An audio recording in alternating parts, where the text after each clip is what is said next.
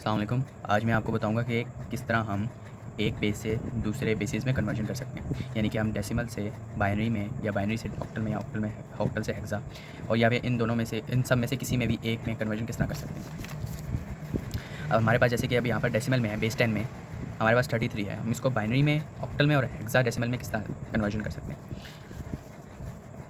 अब देखें यहाँ पर 33 है, ठीक है। हमने इसको बाइनरी में लेके आना है, तो उसके लिए हम 2 से डिवाइड करेंगे, ठीक है।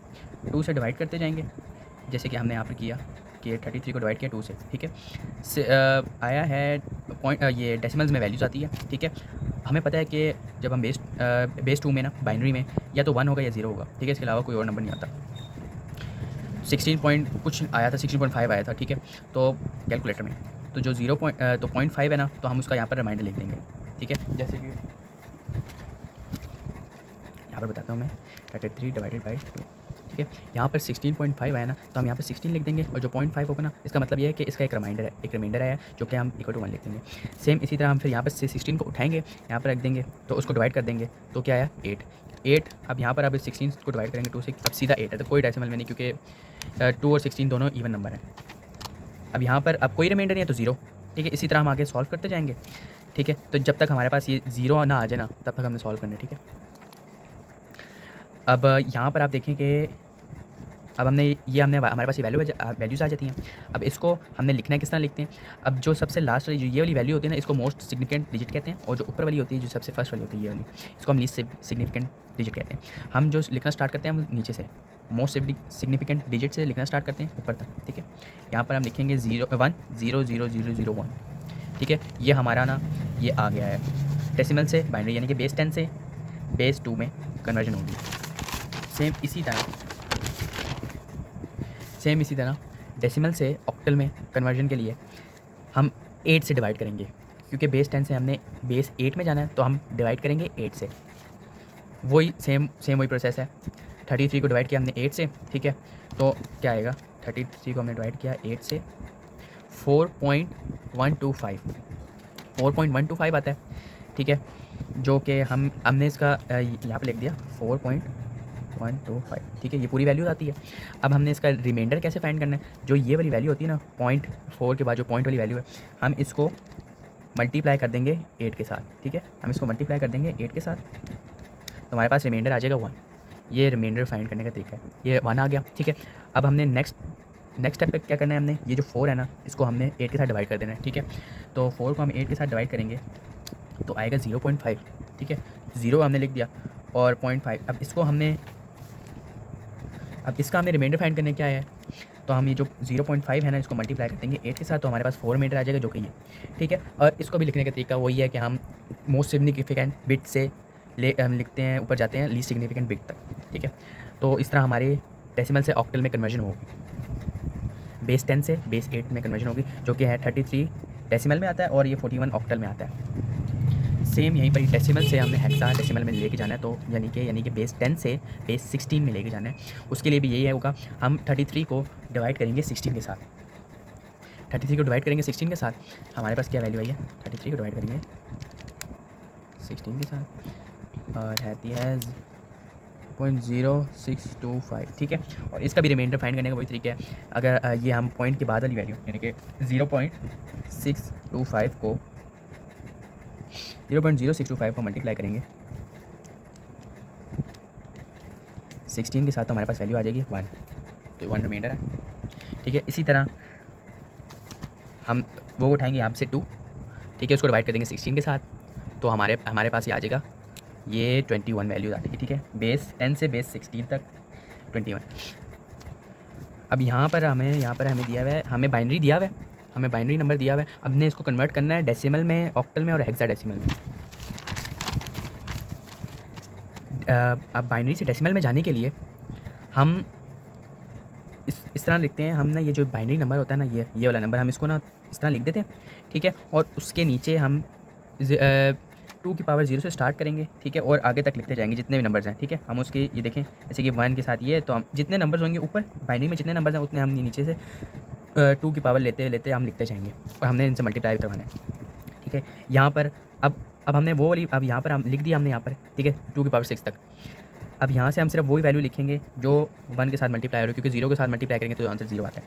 ठीक है, यहाँ पर से हम लिखेंगे 2 की पावर 6, 2 की पावर 5, 2 की पावर 4, और यहाँ पर 2 की पावर 3 नहीं लिखेंगे क्योंकि यहाँ पर 0 आ गया। 2 की पावर 3 से 0 को मल्टीप्लाई करवाएंगे तो 0 आंसर आता है। तो इसी तरह हम यहाँ पर लिखेंगे और सबको ऐड करवा देंगे तो हमारे पास आंसर आएगा 117। तो अब हम बाइनरी से इसमें आ गए डेसिमल में 117। अब बाइनरी से ऑक्टल में जाने के लिए हम ये जो बाइनरी नंबर होता है ना, हम इसका 3 का सेट बनाते हैं बाइनरी से ऑक्टल में जाने के लिए। ठीक है, 3 का सेट बनाएंगे हम, इसको इसी तरह करके लिख देंगे। अब यहाँ पर हम लेफ़्ट साइड से ना राइट साइड से शुरू कर राइट साइड से लेफ्ट साइड तक की तरफ लेके जाएंगे, सेट बनाएंगे। जब हम सेट बनाते हैं, इस नंबर का सेट बनाते हैं, तो हमारे पास इसका सेट बन जाता है 3 का और इसका सेट बन जाता है 3 का। ठीक है, इसका ये एक अकेला रह जाता है, इसके साथ 0 0 होते हैं। ठीक है, बात वो ये 0 लगाओ ना लगाओ एक ही बात है, पर यहाँ पर मैंने लिख दी है ताकि कन्फ्यूजन ना हो। 3 का सेट बनाते हैं। ठीक है, अब हम यहाँ पर अब हमें पता है, टेबल हमें याद है, तो हमें पता है कि 0 1 0 1 क्या इसकी वैल्यू होती है 5। ठीक है, और 1 1 0 जो होता है ना, इसकी वैल्यू होती है 6 कन्वर्जन टेबल की, और जो 0 0 1 होती है उसकी वैल्यू 1 होती है। वो तो साफ सी बात है। ठीक है, तो हम इस तरह बाइनरी से ऑक्टल में कन्वर्जन कर लिया हमने। ठीक है, 165 आंसर आता है। और उसी तरह बाइनरी से हेक्साडेसिमल के लिए भी ये करना पड़ता है। हेक्साडेसिमल जैसे ऑक्टल में 3 का सेट बनाना पड़ता है, हम यहाँ पर हेक्साडेसिमल में 4 4 का सेट बना लेंगे। ठीक है, अब फिर बाइनरी वाला टेबल रखेंगे सामने के, उसको साथ कन्वर्जन कर देंगे। हमें पता है कि ये 0 1 0 1 क्या आता है, 5 आंसर आता है इसका। ठीक है, ये कोरस्पॉन्डिंग टू 5 होता है, और ये 0 1 1 1 इज इक्वल टू 7। ठीक है, तो हम इसका बाइनरी का इस बाइनरी का नंबर है, बेस 2 का कन्वर्जन होगी 75। ठीक है, बेस 16 में।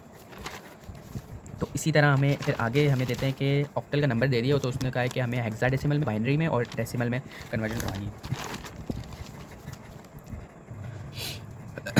उसके लिए हमें ऑक्टल से डेसिमल में जाने के लिए हमें क्या करना पड़ता है, वही जो जिस तरह हमने बाइनरी से ऑक्टल में गए थे ना, उसी तरह हम ऑक्टल से डेसिमल में जाने के लिए वही करते हैं, पावर वाला अप्लाई करते हैं। ठीक है, वही पावर वाला रूल अप्लाई करते हैं।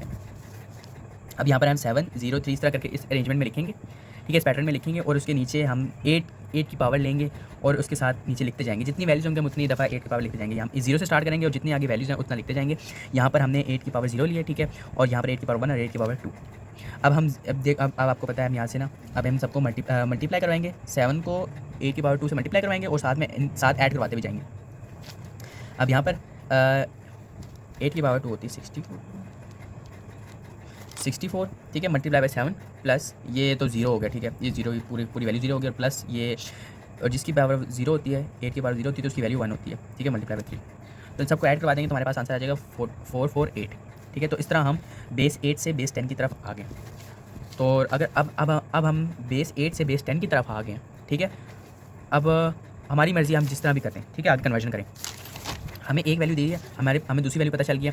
अब हमें आसानी के लिए मुझे आसान जो लगता है उस, ठीक है, मैं उस मेथड से करूँगा। जैसे कि मुझे आसान लगा था कि मैं डेसिमल से हेक्सा में जाता हूँ। ठीक है, मैं ऑक्टल से हेक्सा में नहीं गया, मैं यहाँ सीधा डेसिमल से हेक्सा में चला गया, क्योंकि मुझे वैल्यू पता चल गया। अब मैं टेबल को फिल करना है तो मैं अपनी मर्ज़ी से किसी भी मेथड से, आप वो मेथड आना चाहिए बस, ये किसी भी मेथड से कर लें।